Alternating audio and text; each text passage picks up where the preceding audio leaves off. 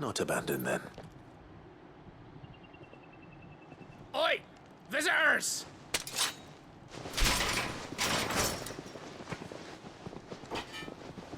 Apologies. We'll show ourselves out.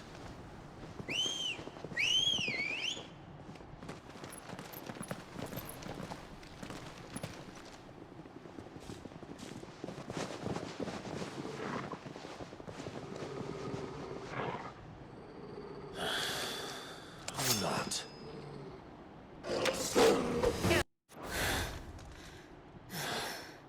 I've only ever seen one man fight like that. And he's long dead. Then perhaps it's time you joined him.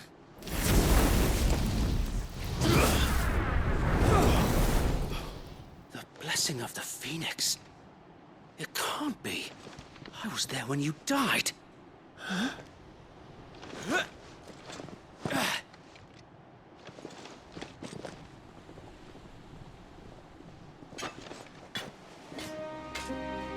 Forgive me, my lord. I knew not whom I addressed. You have naught to fear from us. Founder, it really is you. It is. So wait.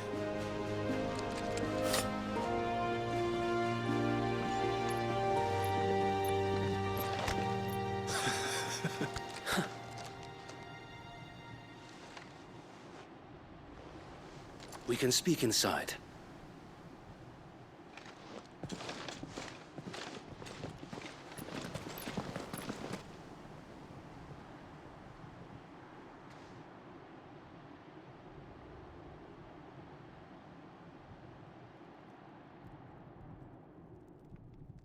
And those who wouldn't bend the knee?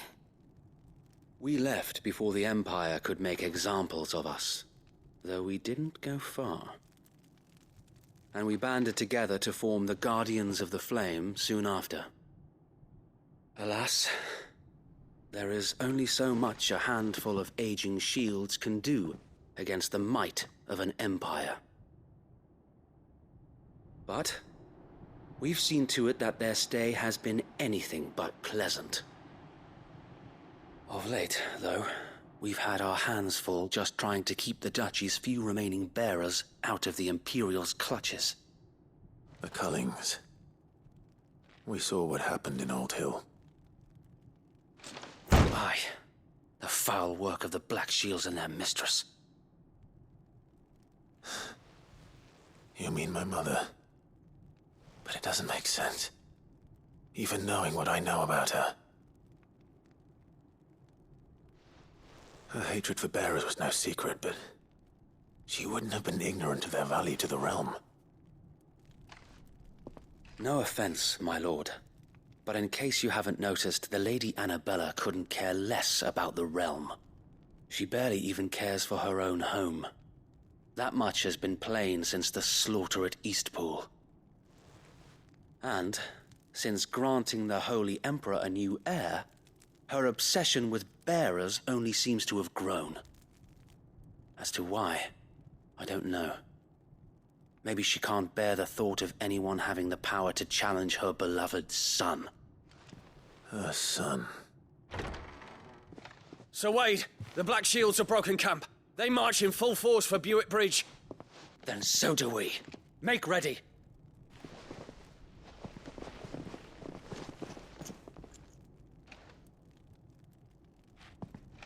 This is their main host. If we remove the head, perhaps we can prevent what happened at the docks from happening somewhere else. If I do nothing, then the blood of their next victims will be on my hands.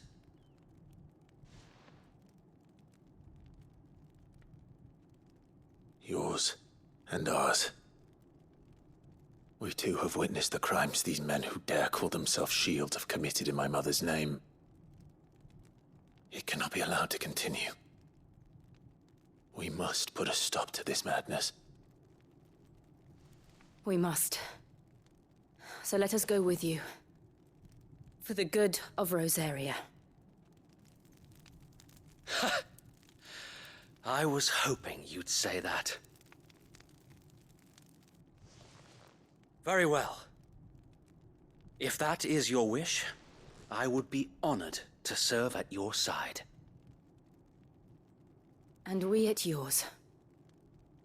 So, Wade, let us do our duty. With pleasure, my lord.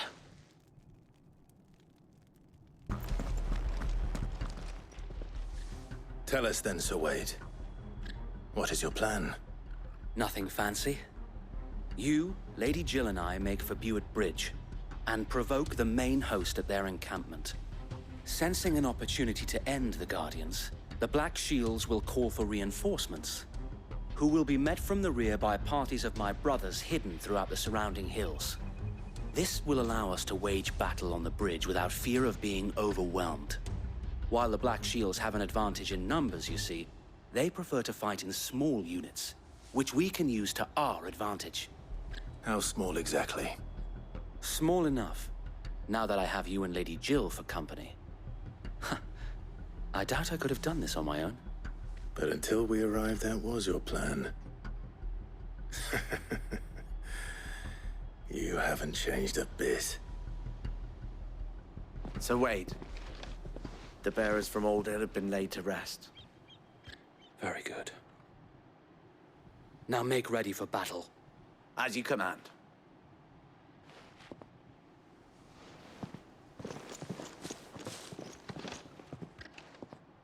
Thank you, Sir Wade.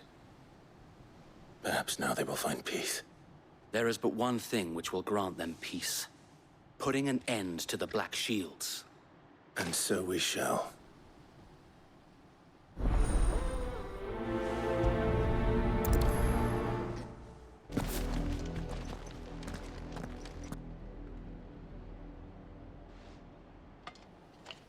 What is it now?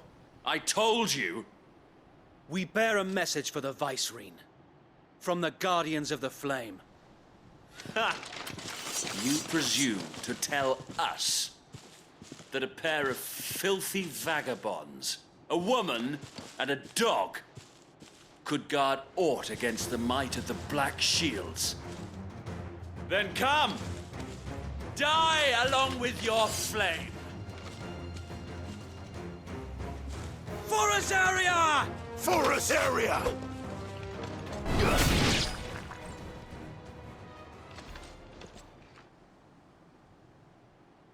A noble stand, albeit a misguided one.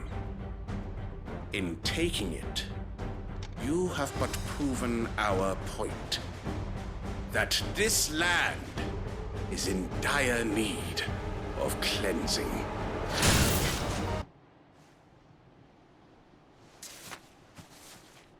I don't see any more.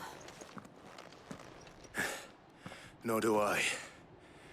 The plan worked. It did. It bloody worked. We sent every last one of the rotten bastards straight to the mud! Lord, perhaps this will be enough to stop the Cullings. For the time being, at least. Perhaps. Though I doubt my mother will take this loss well.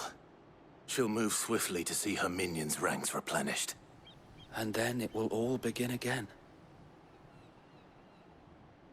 I often wonder if the nation we once knew is gone for good. Her fields rot. Her people starve. We battled to preserve the flame that was, but for every foe we fell, another springs up in its place. Yet be that as it may, it is still our home, and we must fight for it. As we always have, and always will. For as long as the Firebird's flame burns in our hearts, the Duchy cannot die. And her loyal subjects may dream of a day when the Rosarian standard flies over Rosalith once more. So wait, Think we should fall back to Port Isolde before the garrison sends reinforcements? A sound strategy, my lord.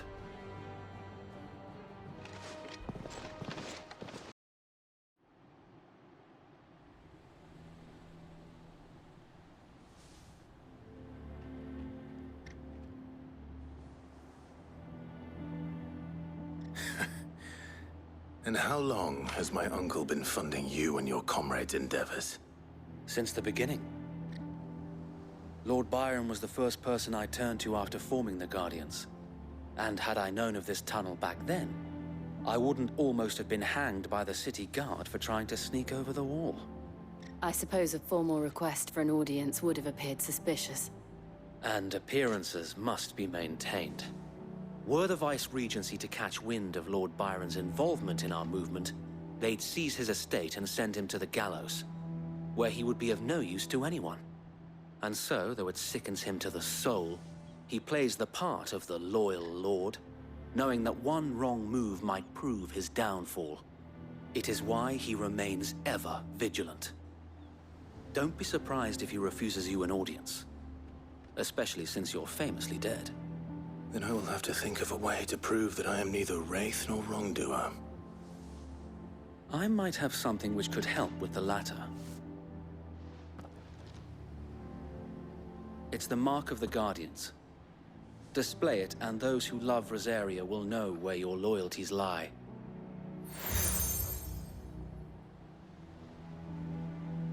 I shall wear it with pride.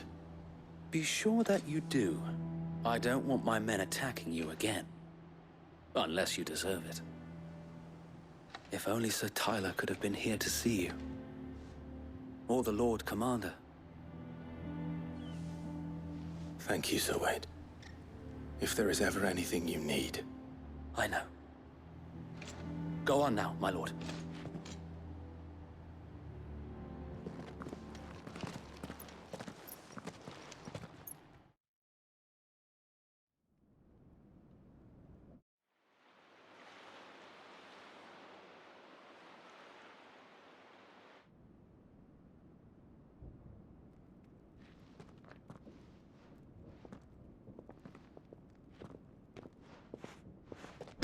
How accommodating.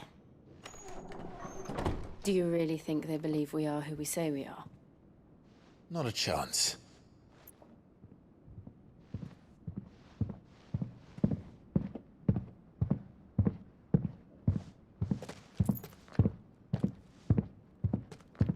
Right, I guess. My uncle believes we're imposters here to rob him. And means to string us up himself.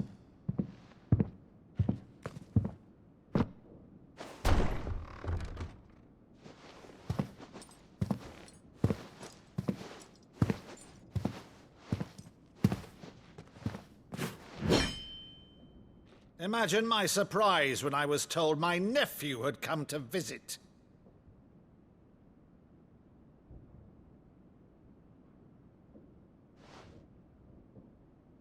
Clive Rosfield died long ago. And for uttering his name here, you shall pay with your tongue!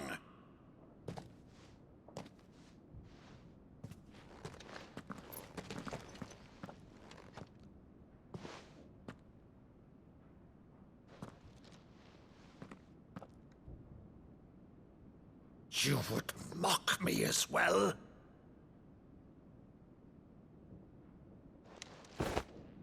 It is I, Sir Crandall of Camelot, loyal servant to Her Serene Holiness, Saint Sybil the Unshod.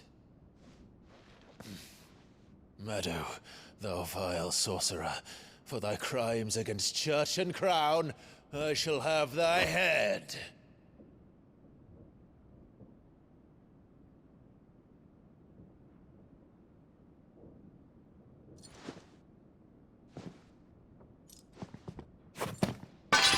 Curse thee, infectious flax wench.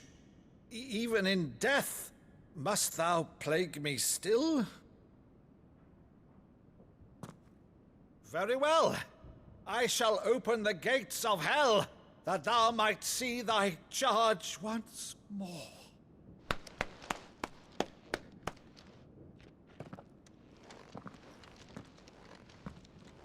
Bravo, Uncle.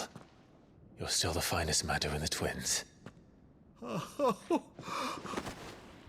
Clive, my dear boy, it's really you.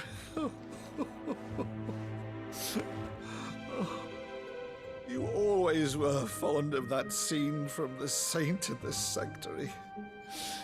Never did let me play Sir Crandall.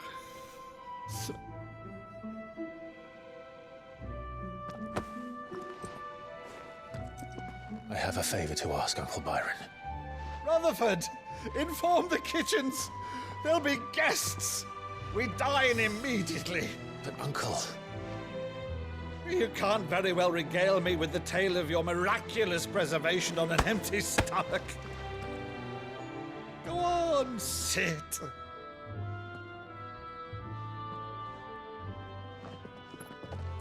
See that you use the good plates, Rutherford.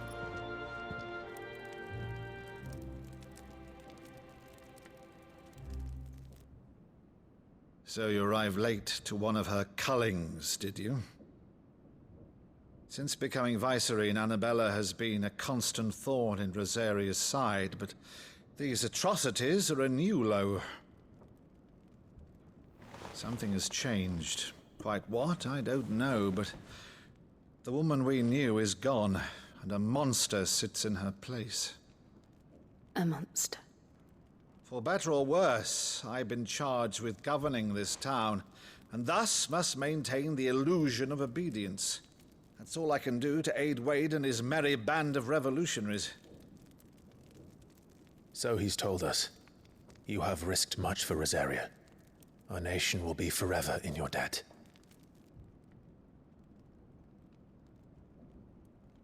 It has been 20 years, Clive. The nation your father and your forefathers fought to defend is no more. Perhaps it would be otherwise had I the courage of my brother.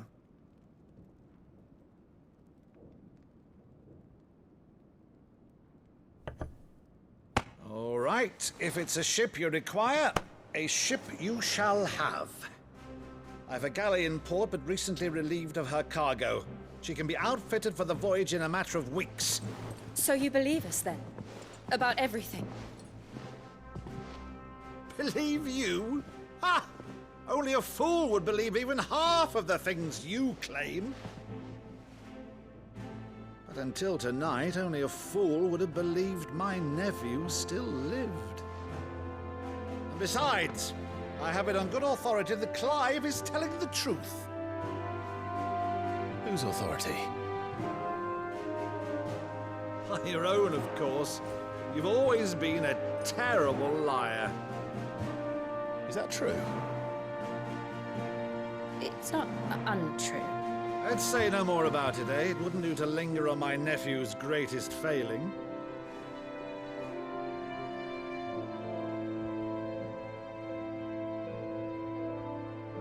The one thing I cannot believe, though, is all this about you being Sid.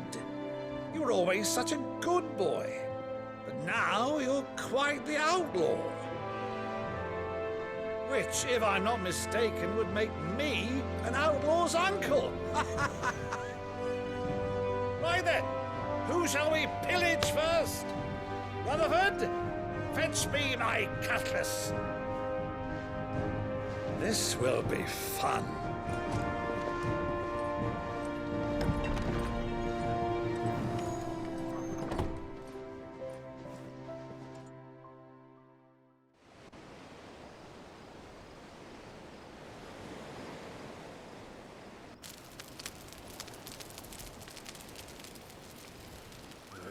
Over there. Go on. She's a fine ship, isn't she? Once outfitted, she'll bear us across the boiling sea to Drustinus in the space of 3 days.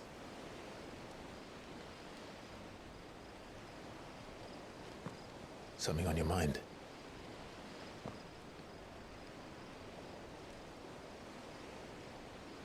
Monsters. When I served the Iron Kingdom, I did so because I saw no other choice. Because once they learned that the lash would not move me, they turned it on those who could.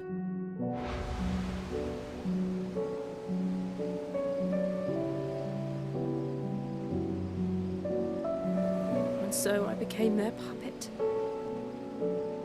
I let them pull my strings, telling myself it was not my hand that swung the sword, but another's.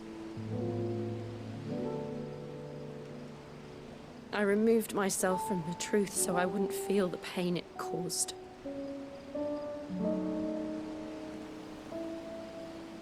And before I knew it, I no longer felt anything. Anything at all.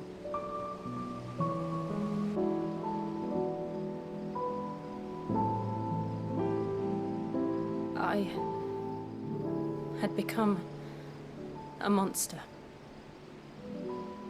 Jill.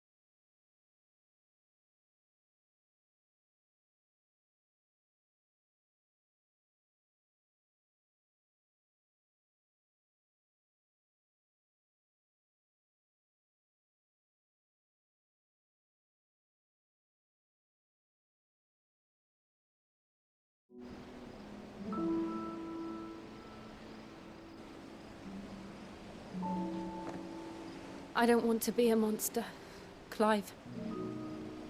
Do you understand? I want to choose a different path, a better path. To live on my own terms. But before I can do that, I need to come to terms with my past.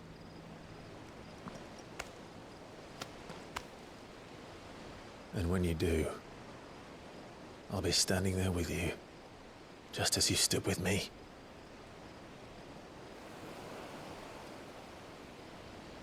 Thank you, Clive. I must atone for my sins. Only then, when it's done, will the monster cease to be. Just promise me that you won't die with it.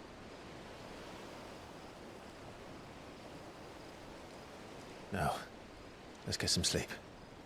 The journey back to Benamir is long, and there is much to tell the others.